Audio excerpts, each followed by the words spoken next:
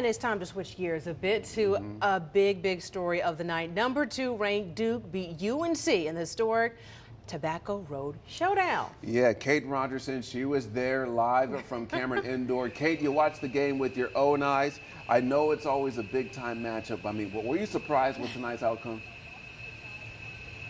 Duan, Bianca, the lead up and hype going into this rivalry game never disappoints. I think a lot of people knew that Duke would win, but maybe not in the fashion that they did. And that's kind of what we bring it to, right? This was meeting number 263 all time. You never know what version of these teams you're going to get in a rivalry game, but tonight was total Duke domination as they beat North Carolina 87-70. So let's give you a glimpse of what it looked like here inside of Cameron Indoor Stadium. Of course, the vibes were high. The crazies were going crazy after their 3-week camp out outside in the cold and all the elements. And those vibes carried directly onto the court. Duke opened that first half on a 23-6 run, and that was a stretch that included 4 3-pointers and forced 4 Tar Heel turnovers.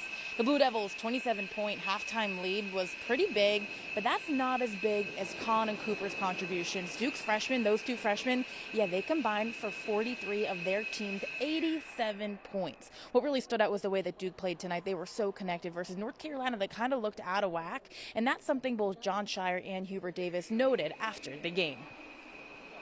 Our freshmen didn't look like freshmen, and they didn't even know you burn benches, actually. So our whole team, they didn't even know that happens. And so I love the fact they were just focused on the task at hand. Wasn't shocked by anything. They're good players, and I've seen them all since high school, and they're playing at a high level. I was really proud of our fight and our perseverance in the second half. I thought we did some good things on both ends of the floor in the second half that could move us positively forward.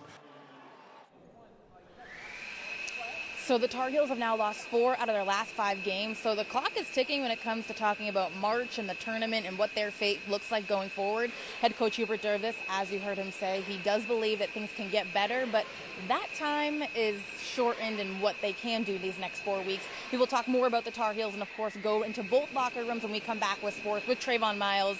But an 87-70 victory here at Cameron Indoor certainly was something we saw from Duke tonight.